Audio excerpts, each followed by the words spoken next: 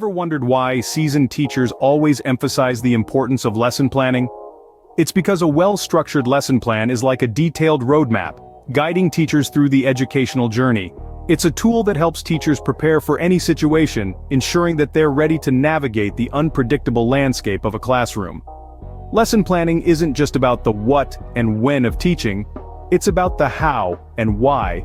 It's about figuring out the most effective ways to engage students, to ignite their curiosity, and to fuel their desire to learn.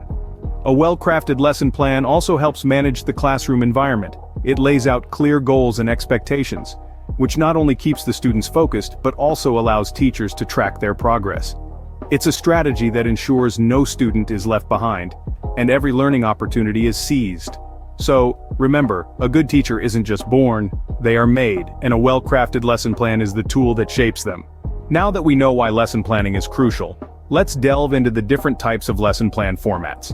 First up is the traditional format. This is the most common layout, consisting of objectives, materials, procedures, and assessment. It's straightforward and easy to follow, but it might lack flexibility.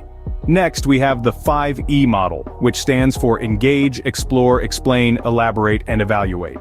This format encourages students to learn through discovery and promotes a deeper understanding of the material. However, it requires careful planning and may not be suitable for all topics. Lastly, we explore Understanding by Design, or UBD. This format starts with the end goal and works backward, focusing on big ideas and essential questions.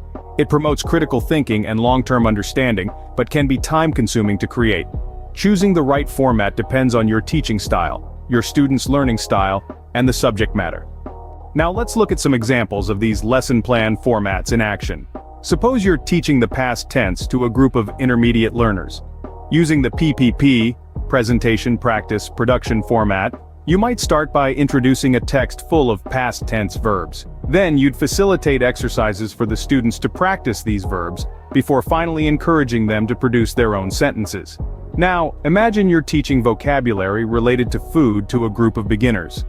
Using the task-based learning format, you'd set a task like create a menu and provide necessary vocabulary.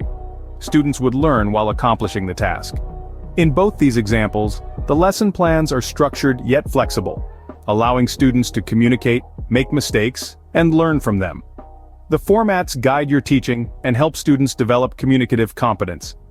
Lesson planning might seem like a daunting task at first, but with practice, you'll find that it's an essential tool in your teaching arsenal. Remember, the goal isn't to create a perfect lesson plan, but a functional one that guides your teaching and helps your students learn effectively.